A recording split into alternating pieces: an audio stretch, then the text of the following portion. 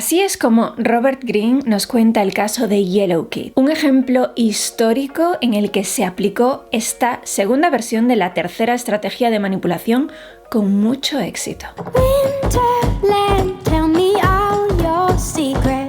En 1910, un tal Sam Gisil de Chicago vendió su negocio de naves industriales por cerca de $1 millón. Se quedó casi retirado mientras se ocupaba de sus numerosas propiedades, pero en el fondo echaba de menos los días en que llevaba un negocio. Un día un joven que se llamaba Joseph Whale le fue a visitar a su oficina porque le interesaba comprar un apartamento que tenía a la venta. Gisil le explicó las condiciones. El precio eran $8.000 y la entrada de $2.000. Whale dijo que se lo pensaría, pero volvió al día siguiente y ofreció pagar los $8.000 en metálico si Gisil esperaba un par de días hasta que se resolviese un negocio que tenía Whale. Aunque estuviera retirado, un hombre de negocios astuto como era Gisil tenía curiosidad por saber cómo podría Whale hacerse con tanto dinero, que por aquel entonces era mucho más, y aún por encima en tan poco tiempo. Whale no parecía muy dispuesto a contar nada y cambió de tema. Pero Gisil era muy persistente. Por fin, después de prometer confidencialidad, Whale le contó a Gisil la siguiente historia. El tío de Whale era el secretario de un círculo de financieros millonarios. Estos hombres habían comprado una cabaña de caza en Michigan hacía 10 años y a un precio muy bajo. No habían usado la cabaña durante unos años, así que decidieron venderla y le habían pedido al tío de Whale que consiguiera lo que pudiera por ella. Por razones personales de peso, el tío les tenía mucho rencor a los millonarios desde hacía años, y esta era la oportunidad de vengarse. Vendería la propiedad por $35.000 a alguien compinchado, que Whale estaba encargado de encontrar. Los financieros eran demasiado ricos para preocuparse por un precio tan bajo. Entonces el compinche vendería la propiedad otra vez por su verdadero precio, alrededor de $155.000. El tío, Whale y el compinche se dividirían los beneficios de esta segunda venta. Todo era legal y por una buena causa, que era la justa retribución del tío.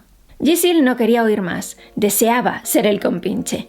Whale se mostró algo reacio a involucrarle, pero Gisil no cejó en su empeño. La idea de un buen beneficio y un poco de aventura le tenía saltando de impaciencia. Whale explicó que Gisil tendría que poner los $35.000 en metálico para que saliera bien el asunto. Gisil, millonario, dijo que podría conseguir el dinero en un abrir y cerrar de ojos. Whale por fin cedió y dijo que organizarían un encuentro con el tío, con Gisil y con los financieros en Galesburg, Illinois.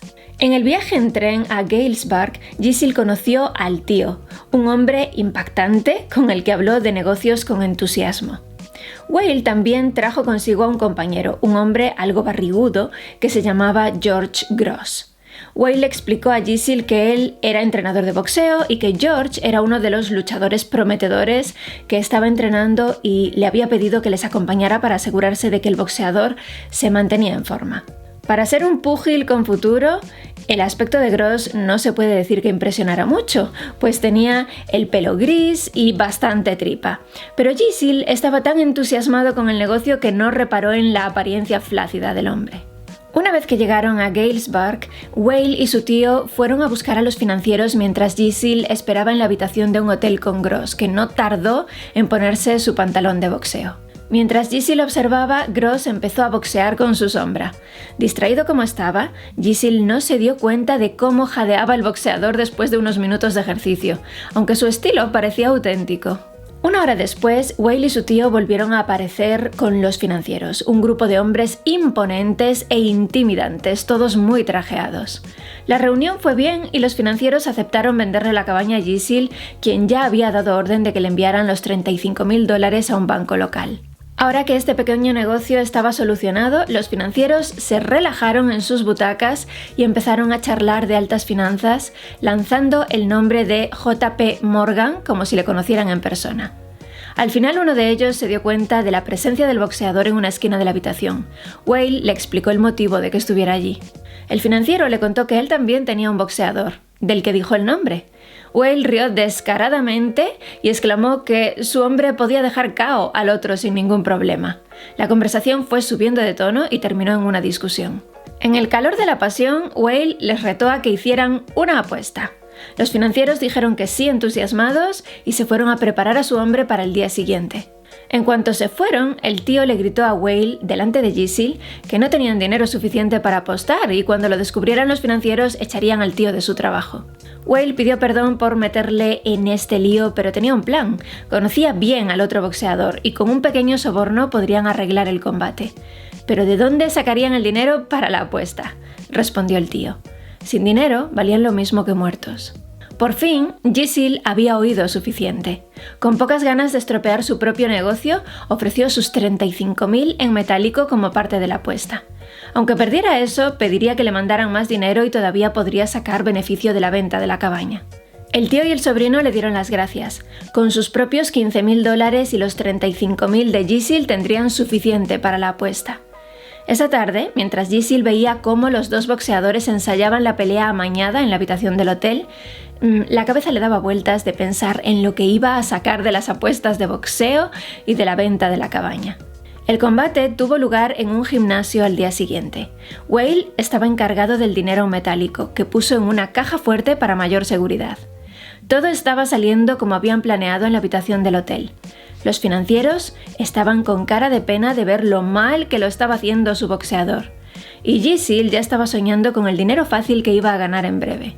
Entonces, de repente, un derechazo salvaje por parte del luchador de los financieros le alcanzó fuerte en la cara a Gross y le tumbó. Cuando cayó sobre el suelo le sangraba la boca, tosió y luego se quedó quieto. Uno de los financieros, que había sido médico, le tomó el pulso. Estaba muerto. Los millonarios se asustaron. Había que salir de allí antes de que llegara la policía, pues le podían acusar de asesinato. Aterrorizado, Gisil salió del gimnasio y volvió a Chicago sin los $35.000, que no le importaba perder ya que parecía un precio barato por evitar estar involucrado en un crimen. No quería volver a ver a Whale ni a ninguno de los otros. Después de que hubiera salido Gisil, Gross se levantó por su propio pie.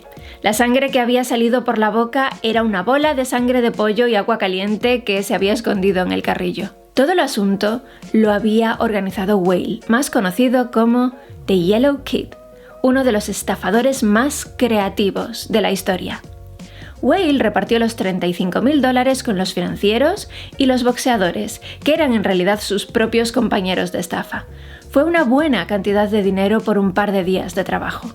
Este ha sido un caso célebre en la historia de los grandes estafadores y por supuesto manipuladores de todos los tiempos. Yellow Kid había seleccionado a Gisil como víctima de su estafa y luego había preparado todo a medida para que él se sintiera tentado. Sabía que el montaje del boxeo sería estupendo para separar a Gisil de su dinero y lo podrían hacer de forma muy rápida, pero también sabía que planteándole la apuesta del boxeo en un primer momento a él no le interesaría e incluso desconfiaría. En su aplicación de esta estrategia, de esta tercera estrategia de manipulación, Yellow Kid lo que hizo fue acercarse a Gisil con algo que era conocido para él: un negocio inmobiliario. Y ese trato era únicamente una cortina de humo para la que realmente era la estafa, la apuesta de boxeo. Yellow Kid es tal vez uno de los mejores ejemplos que tenemos de cerebros manipuladores. Y el enmascaramiento era su estrategia de manipulación favorita.